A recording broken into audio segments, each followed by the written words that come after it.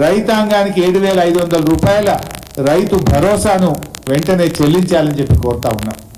యాసంగిలో బకాయి పడ్డ 2,500, వానకాలం మీరు ఇవ్వాల్సిన 7,500 కలిపి ఎకరానికి 10,000 రూపాయల చొప్పున రైతు భరోసా డబ్బులను రాష్ట్ర రైతాంగానికి అందించాలని చెప్పి నేను ప్రభుత్వాన్ని కోరుతా ఉన్నా.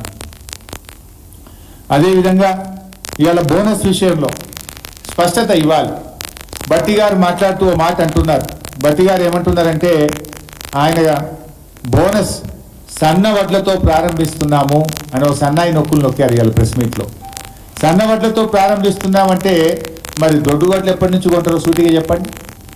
వచ్చే వానకాలం నుంచి సన్న వడ్లు కొంటున్నామని సన్నాయి నొక్కులు నొక్కారు. మరి దొడ్డు వడ్లు కొంటారా కొనరా?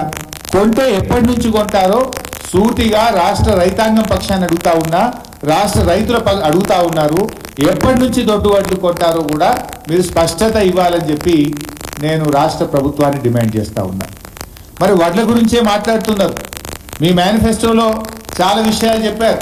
మొక్కలకు, కందులకు, సోయాబీన్కు, పత్తి, మిర్చి, పసుపు, ఎర్రజొన్నలు, జొన్నలు, చెరుకు వీటన్నిటి కూడా కాంగ్రెస్ పార్టీ వాగ్దానపు ధర అని చెప్పి మీరు చెప్పారు. మరి ఈ పంటల మీద నిన్న క్యాబినెట్లో మాట్లాడిందా లేదా? వడ్లను అయితే ఎగబెట్టిండ్రు. మరి మిగతా పంటల సంగతి ఏంది? ఈ పంటల మీద ఎందుకు స్పష్టత ఇవ్వడం లేదు? ఆల్రెడీ యాసంగిలో మీరు కొనలేదు. వచ్చే వానకాలంకైనా మీరు స్పష్టత ఇస్తే, మీరు వాగ్దానపు ధర చెల్లిస్తామని హామీ ఇస్తే రైతులు పంటలు వేయాలా వద్దా నిర్ణయించుకుంటారు కదా. మీరు ఇందులో చెప్పారు, మీరు ఎర్రజొన్నలు 3,500 ఇస్తామన్నారు, జొన్నలకు 3,050 రూపాయలు ఇస్తామన్నారు. ఇది మీ ధర, కాంగ్రెస్ పార్టీ చెల్లించే ధర అని మీ మేనిఫెస్టోలో చెప్పారు. ఈ ధర చెల్లిస్తారా చెల్లించరా? పంట వేయడానికి ముందే మీరు చెప్తే రైతులు వేసుకుంటారు కదా. మరి దీని మీద ఎందుకు మౌనం ఉన్నారు? అంటే ఇవి కూడా మోసమేనా? ఇవి కూడా ఎగవేస్తున్నారా? ఈ వాగ్దానాన్ని మీరు అమలు చేస్తారా చేయరా? ఇప్పటికైనా స్పష్టత ఇవ్వాలని చెప్పి నేను కాంగ్రెస్ పార్టీని, ఈ ప్రభుత్వాన్ని డిమాండ్ చేస్తా ఉన్నాను. ఎందుకంటే మీరు వడ్ల విషయంలో చేతులు ఎత్తారు. పండని వడ్లకు బోనస్ అందరు, పండేటే దొడ్డు వడ్లు, దానికి మీరు బోనస్ ఇవ్వమంటున్నారు అంటే బోనస్ ఎగబెట్టినట్టే కదా. సో వడ్ల విషయంలో మీరు చేతులు ఎత్తారు. మరి మిగతా పంటల సంగతి ఏంటి కనీసం? సో వడ్ల విషయంలో కూడా మేము మిమ్మల్ని వదిలిపెట్టాం.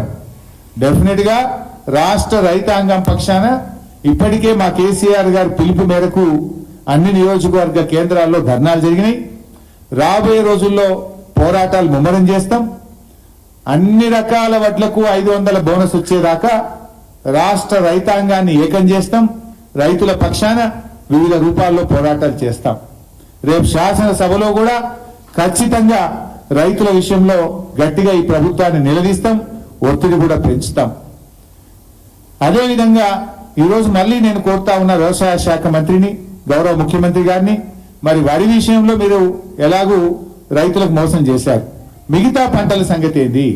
మీ మేనిఫెస్టోలో చెప్పినట్టు సోయాబీను, కందులు, మిర్చి, పసుపు, ఎర్రజొన్నలు, జొన్నలు ఈ మద్దతు ధర పైన ఎందుకు మౌనం వహిస్తున్నారు?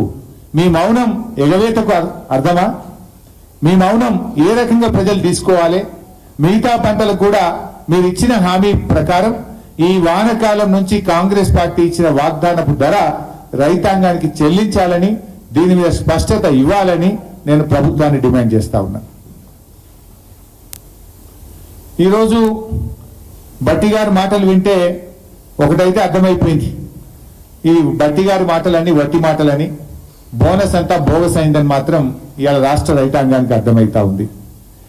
ఇదే విషయం ఓట్లు డబ్బలు పడక ముందు చెప్తే కాంగ్రెస్ పార్టీకి ప్రజలు తగిన గుణపాఠం చెప్పారు. ఎప్పుడు చెప్పిండ్రు? సావు కబురు సల్లగా చెప్పినట్టు ఓట్లు డబ్బలు పడంగానే తెల్లారే చెప్పిండ్రు. డబ్బలు రాత్రి సీల్ అయినాయి, పొద్దుగాల రివ్యూ మీటింగ్ పెట్టి సన్నవడ్లకి మాత్రమే ఇస్తాం బోనస్ అని చెప్పిండ్రు. ఇదేదో మరి ఎన్నికల్లో ఎందుకో ప్రచారంలో చెప్పబోతుంది. మీ బహిరంగ సభల్లో సన్నాలకు మాత్రమే బోనస్ ఇస్తామని చెప్తే పొల్లు అయిపోదురు కదా. రైతులు నిర్ణయించుకుందరు కదా. రైతులు సరైన నిర్ణయం తీసుకునే అవకాశం ఉండేది కదా. అంటే ఓడ దాటదాకా ఓడమల్లప్ప, ఓడ దాటినాక బోడమల్లప్ప.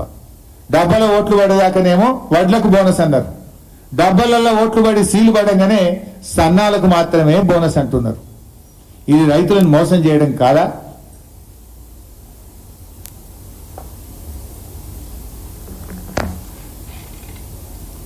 ఈరోజు గత బీఆర్ఎస్ ప్రభుత్వం ఉన్నప్పుడు మేము 2014 నుంచి 2023 వరకు 7,28,00,000 మెట్రిక్ టన్నుల వడ్లు కొన్నాం. 1,34,000 కోట్ల రూపాయల విలువైనటువంటి ధాన్యాన్ని మేము సేకరించాం. ఇవాళ ఈ ప్రభుత్వం సేకరించింది చూస్తే నిన్నెక్కడో చెప్పారు వాళ్ళు ప్రెస్ మీట్లో, ఇప్పటిదాకా 36 లక్షల మెట్రిక్ టన్నులు కొన్నామన్నారు. అంటే దీన్ని బట్టి ఏమర్థమవుతుంది? మీ కొనుగోలు విధానం సరిగా లేక రైతులు బయటనే అమ్ముకుంటున్నారు. గత సంవత్సరం మేము బీఆర్ఎస్ పార్టీ ప్రభుత్వం అధికారంలో ఉన్నప్పుడు పోయిన యాసంగిలో మేము 66 లక్షల మెట్రిక్ టన్నుల వడ్లు కొన్నాం. ఇవాళ మీరెంత కొన్నారు? 36 లక్షల మెట్రిక్ టన్నుల వడ్లే కొన్నారు. ఇక మిగిలింది ఎంత? ఆల్రెడీ మే నెలాఖరికి వచ్చాం. ఇంకో 10 రోజులు అయితే వడ్లు అయిపోతాయి రాష్ట్రంలో. మాక్సిమం 10 రోజులు, జూన్ మొదటి వారం దాకా వస్తాయి హైయెస్ట్. ఇప్పటికే సగం సెంటర్లు క్లోజ్ చేశారు రాష్ట్రంలో. అంటే ఇంకో వారం 10 రోజుల్లో మరి ఇంకో 30 లక్షల మెట్రిక్ టన్నుల వడ్లు కొంటారా? కొనరు. దీన్ని బట్టి ఏమర్థమవుతుంది? రాష్ట్ర ప్రభుత్వం వడ్లు కొనకపోవడం వల్ల పాపం రైతులు మధ్య దళారులకు అమ్ముకోవాల్సిన పరిస్థితి వచ్చింది. తక్కువ ధరకే వడ్లు అమ్ముకోవాల్సిన పరిస్థితి వచ్చింది. వడ్లు కొనడంలో ఈ ప్రభుత్వం ఫెయిల్ అయిందనేటువంటిది చాలా స్పష్టంగా మనకు అర్థమవుతుంది. గత సంవత్సరం 66 లక్షల మెట్రిక్ టన్నుల వడ్లు కొంటే ఈ సంవత్సరం ఇప్పటిదాకా 36 లక్షలు మాత్రమే వచ్చినాయి. మా అంటే ఇంకో 5-10 లక్షలు వస్తే ఎక్కువ. అంటే మిగతా ధాన్యం అంతా ఎక్కడ పోయినట్టు?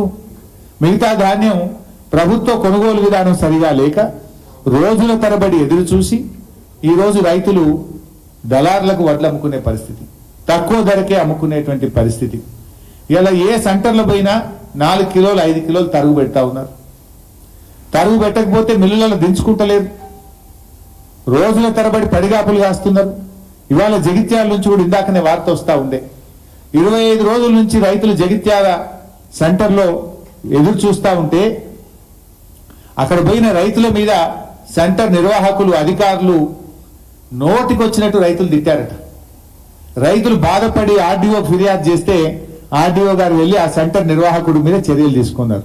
అంటే ఏంటి పరిస్థితి?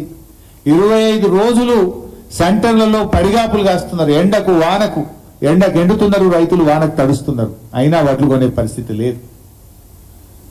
ఇలా ప్రభుత్వం అంటుంది మేము వడ్లు కొంటున్నాం, సన్నాలు కొంటున్నాం, అన్ని రకాల వడ్లు కొంటున్నాం అంటున్నారు.